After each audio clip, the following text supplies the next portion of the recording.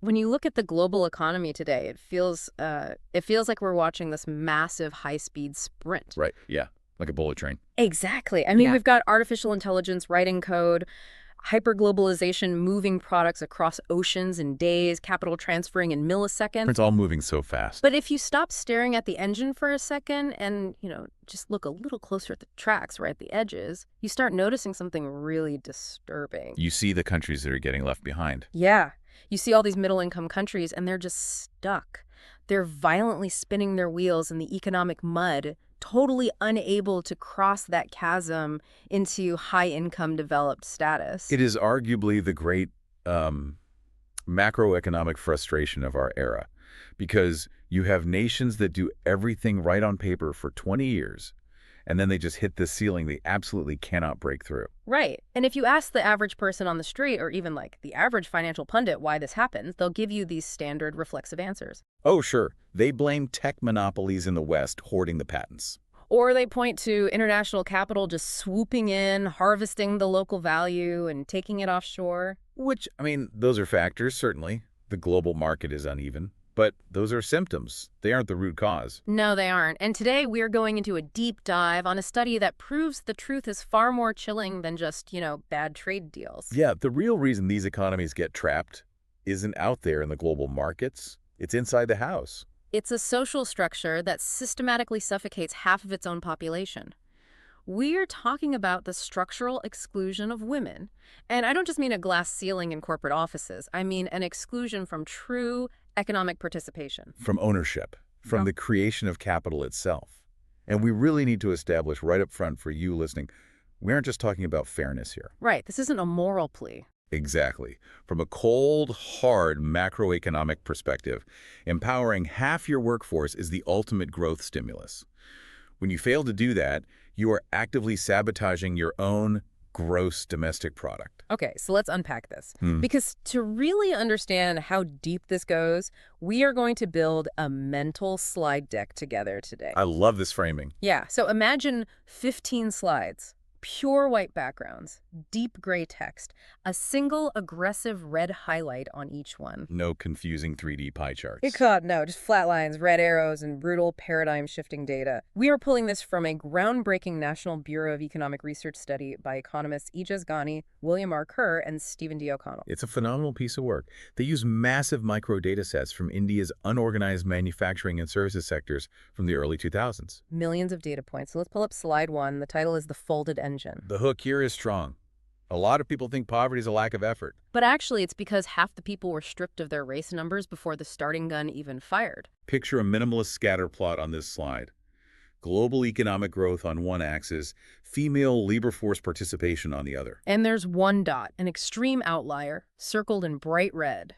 When you seal off half of your potential workforce, you don't just lose their raw physical labor, you murder the society's entire innovation dynamic. Because entrepreneurs don't just work, right? They create new markets. They solve localized problems. The World Bank data shows that the economic benefits of female entrepreneurship go way beyond gender equality. It's an unlocking mechanism for innovation. So if the cost is this high, what is the invisible wall actually stopping women from becoming entrepreneurs? That brings us to slide 2. India's counterintuitive growth maze. Exactly. You probably think India's economy is a runaway train of open opportunity. But the data says its true startup code is hoarded by a tiny minority. On this slide, imagine a stark left-right split. On the left, India's steep, aggressive upward GDP curve. And on the right, a depressingly low bar chart of female entrepreneurs. Right. Until these economists dug into the unorganized sector, this was totally masked. Real quick, define unorganized sector for us. Yeah. Because it sounds like, a messy desk. Yeah, in Indian manufacturing, it refers to businesses with fewer than 10 employees using electricity, or fewer than 20 if they don't. Yeah. They aren't registered under the Formal Factories Act. So micro businesses. Yes. But what's fascinating here is that this sector makes up over 99% of all manufacturing establishments in India. Wait, really? 99%? Over 99%. If you aren't looking at this raw, informal data, you are ignoring the daily reality of a billion people. And what did that reality look like for women? Brutal. India's entrepreneurship rate is vastly lower than its development stage suggests, and its gender ratio is even worse. In 2000, by employment weight, Female business ownership was only 17%. So the rocket is taking off, but half the passengers are locked in the cargo hold. This isn't just a cultural quirk. No, it's a hidden economic barrier. So let's go to slide 3, the wrong guesses. Because if you had to guess how to boost female startups, you'd probably say, move them to big cities and give them college degrees. Which is the standard developmental playbook. But the data proves you completely wrong.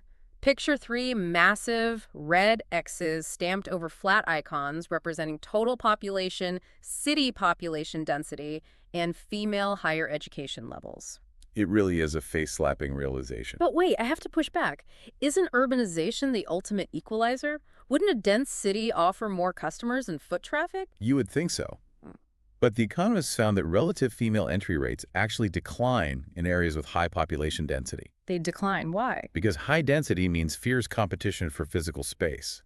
In those environments, aggressive, entrenched, male-dominated networks monopolize the prime real estate. So a woman trying to start a micro-business just gets pushed out by informal male cartels. Exactly. And general education levels aren't the magic bullet for informal manufacturing either. Because knowing how to read doesn't help you survive the structural barriers of starting a garment business in your living room. Right. The skills required are localized, not academic. The real answer is hidden in the absolute basics. Which brings us to slide 4, the tap in the paved road. The hook here blew my mind. What decides if a woman becomes a CEO isn't venture capital. It's an ordinary, boring water pipe. On this slide, picture an x-axis showing an infrastructure index from 0 to 4. Villages with telecom, electricity, paved roads, and safe drinking water. And the y-axis shows female startup entry.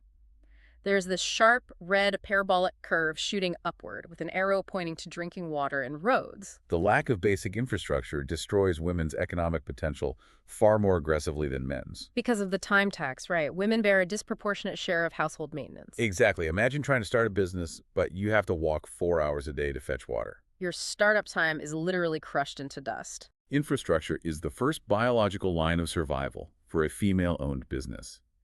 A man might still start a business without a water pipe because society expects his wife to fetch the water. He still gets his 8 hours. She gets nothing. Exactly. Infrastructure gives women back their temporal capital. Okay, slide 5. Stricter laws, freer women. You'd think harsh, job-killing labor laws would destroy female entrepreneurship. But paradoxically, they actually breed more female bosses. Picture a balancing scale. On one side, a heavy labor law code.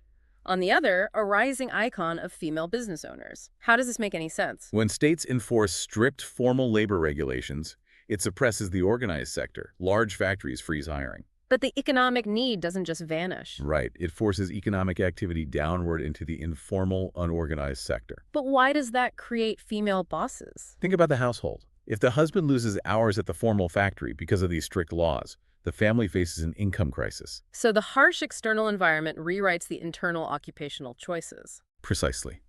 The wife, who maybe wasn't in the labor force, realizes she has to bridge the gap. She starts assembling garments at home. Wow. So the regulatory squeeze at the top creates a pressurized burst of female commerce at the bottom? It pushes women to take the reins in informal markets. Let's move to slide 6. The invisible fold of North and South. The hook is cross a completely invisible geographic line in the exact same country, and a woman's economic destiny entirely flips. The map of India on this slide is a literal X-ray of spatial power distribution. The south, like Kerala, Tamil Nadu, is glowing dark, showing over 45% female ownership. And the north, like Delhi or Bihar, is ghostly pale, under 10%. It's not a tale of two cities, it's two folded realities. In 2005, Karnataka had 58% female ownership in unorganized manufacturing. Delhi had 12%. 58%. That's dominance. What causes such an insane break? It shows how geography dictates opportunity. These spatial differences are incredibly sticky over time. Which makes you wonder, in the places where they are dominant, what are they doing? Let's hit slide 7, gender barriers in industries. You'd think female entrepreneurs are only allowed to run small craft shops, right? Yeah, baking, textiles, that sort of thing. But the hook is, in some of the most hardcore, toxic manufacturing sectors, women are the absolute rulers. Picture 2 bar charts in extreme contrast. Top is chemicals at up to 83% and tobacco at up to 72% female ownership. And the bottom. Computers under 10%.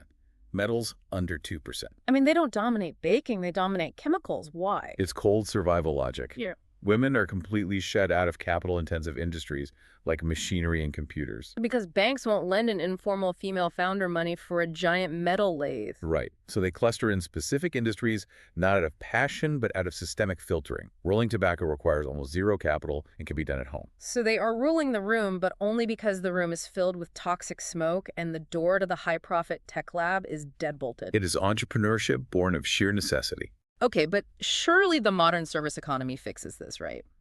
Slide 8. The illusion and truth of services. Everyone tells you the modern service industry is the great safe haven for women. But the data proves the service sector is a crueler bloodbath than manufacturing.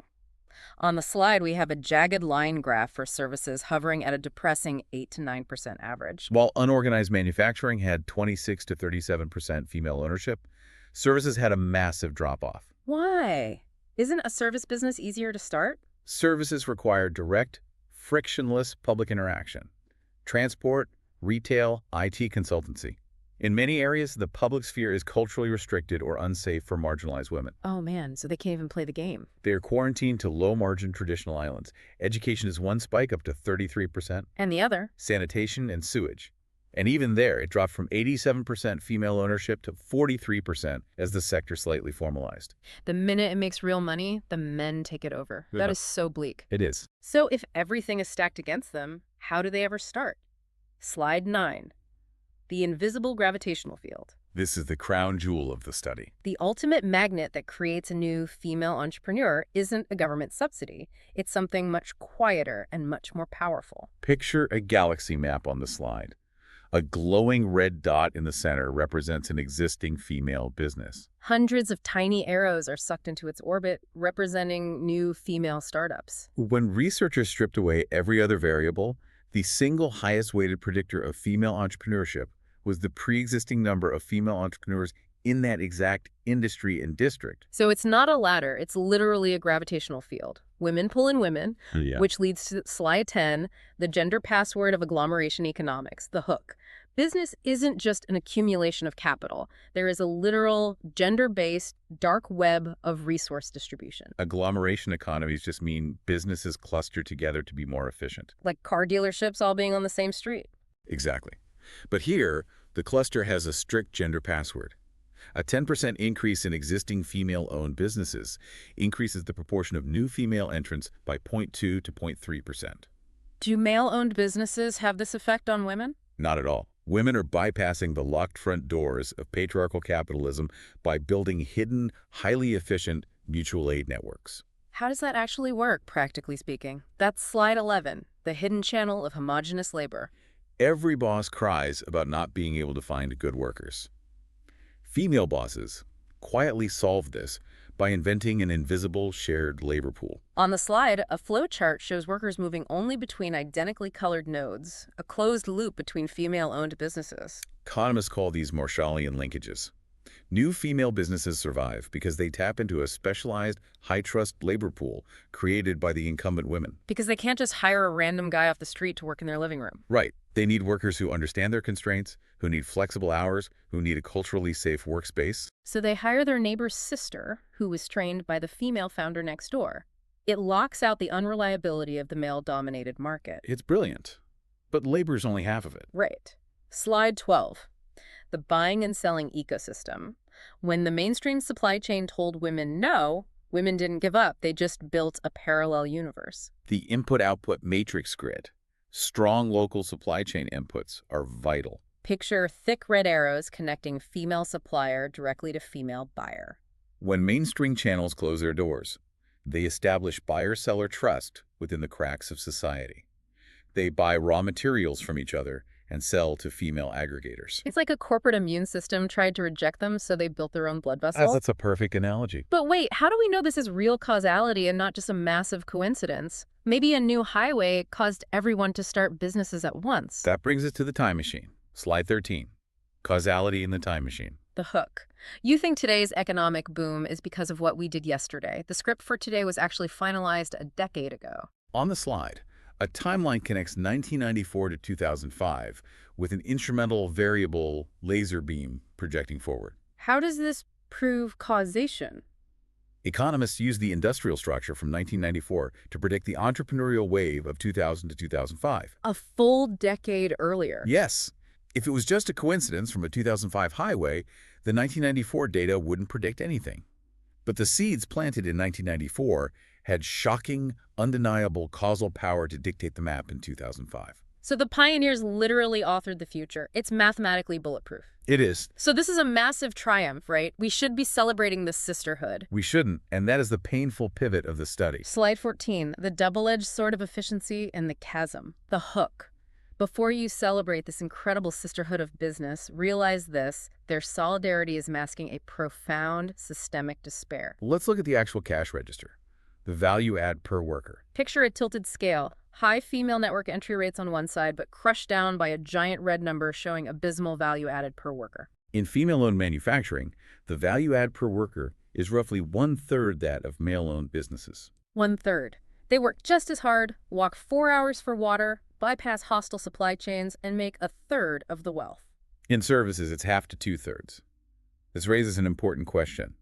Are they clustering out of joyous entrepreneurial choice? Or are they huddled in low-margin sectors because the high-profit formal markets violently reject them? It is a brilliant survival tactic, but it is born from tragic segregation. They are efficiently managing their own marginalization.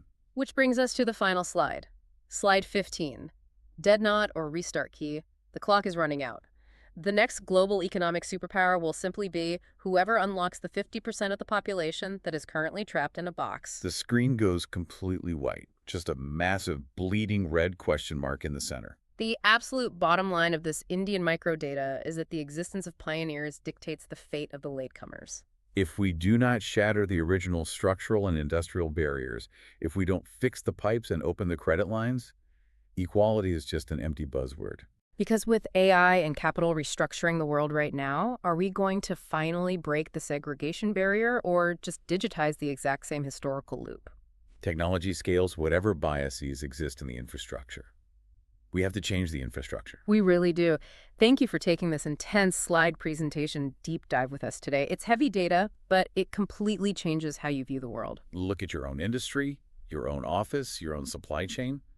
Are the networks you rely on built on open opportunity? Or are they just highly efficient survival camps created by people who are locked out of the main building? And more importantly, who holds the keys to the door today? Think about that.